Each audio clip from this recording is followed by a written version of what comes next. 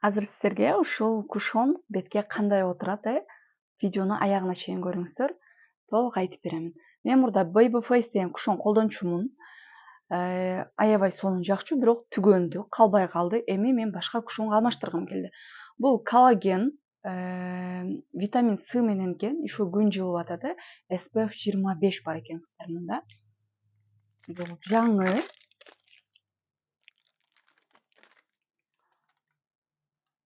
Мен кушондорду пайдалангандан бери мен тоналкадан баш тартканмын кыздар. Караңыздарчы, сонун экен. Вау. Мына жерде күзгүсүн сыйрыйбыз.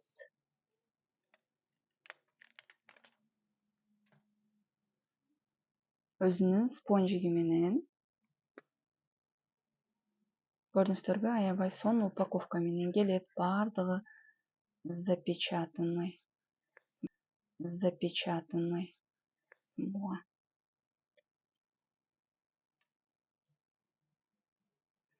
Жаңы, биринчи жаңы алып колдонгон сонун. Биринчи бул бетиме коюп көрөйүн. Бетиме күндүзгү крем койгонмун. Увлажняющийчи биринчи. Бетке сөзсүз түрдө крем коюп алганыңыз жакшыраак. Жакшы сиңет. Эгерде кимде тоналка, кушон сиңбей жаткан болсо, мага жазсаңыздар, сиздерге туура уход кылуучу каражаттарды сунуштаймын.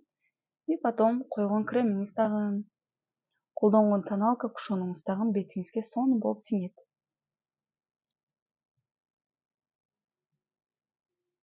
Азыр атайын без эффект тарттым кыздар, через Instagram эмес, камеранын өзү менен эч кандай эффект жок. Азыр ушул боюнча жүктөйм соц тармактарга.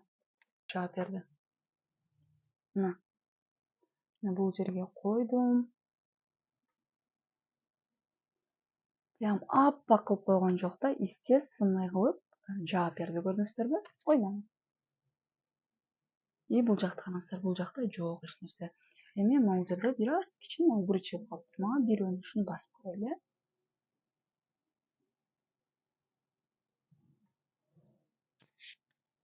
Мына кызылдарды бүт сонун кылып жаап берет.